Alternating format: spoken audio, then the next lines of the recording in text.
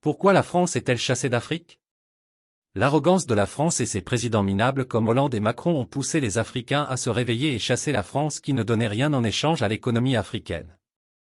François Asselineau a très bien expliqué comment la France a détruit ses relations avec l'Afrique.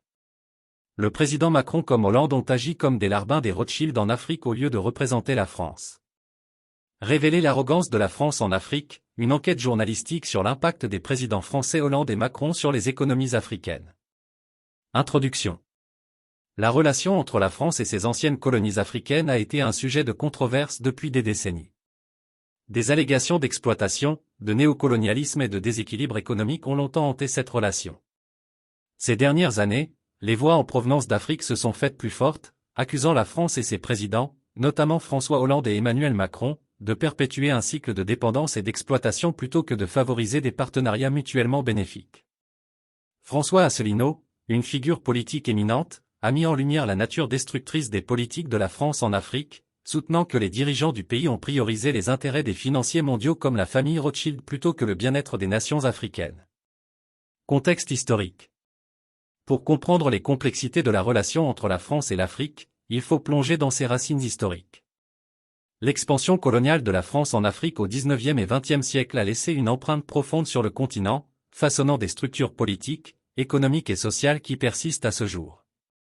Malgré les mouvements de décolonisation au milieu du XXe siècle, la France a maintenu des liens forts avec ses anciennes colonies à travers divers accords et alliances, exerçant souvent une influence significative sur leurs économies et leurs politiques. La présidence de François Hollande. François Hollande, pendant son mandat de président de la France de 2012 à 2017, a été critiqué pour avoir perpétué des politiques néocoloniales en Afrique.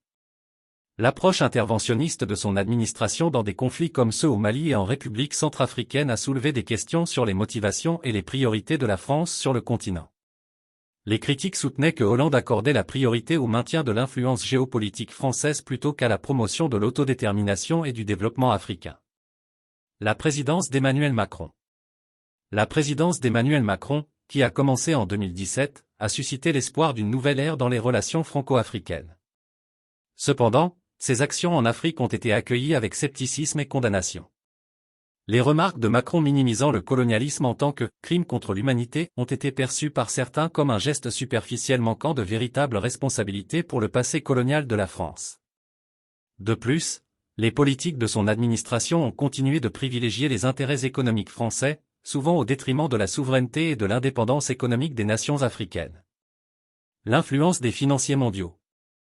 Les assertions de François Asselineau concernant la soumission de la France aux financiers mondiaux comme la famille Rothschild mettent en lumière le réseau complexe d'intérêts économiques qui façonnent les relations franco-africaines. Asselineau soutient que les présidents français successifs, y compris Hollande et Macron, ont priorisé le service des intérêts des élites financières plutôt que de favoriser des partenariats équitables avec les nations africaines. Cette dynamique, affirme-t-il, perpétue un cycle de dépendance et d'exploitation, où les économies africaines restent subordonnées aux caprices des acteurs externes.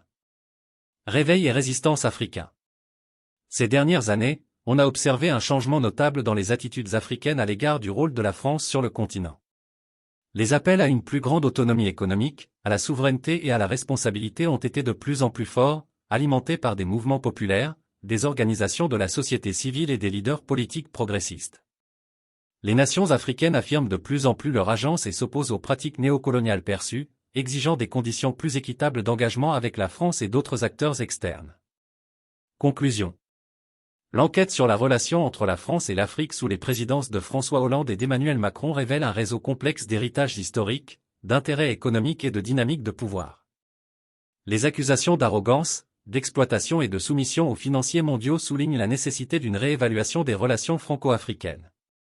Alors que les nations africaines continuent d'affirmer leur agence et de demander des comptes, il incombe à la France et à ses dirigeants de prioriser des partenariats équitables qui favorisent la prospérité mutuelle et le respect de la souveraineté africaine.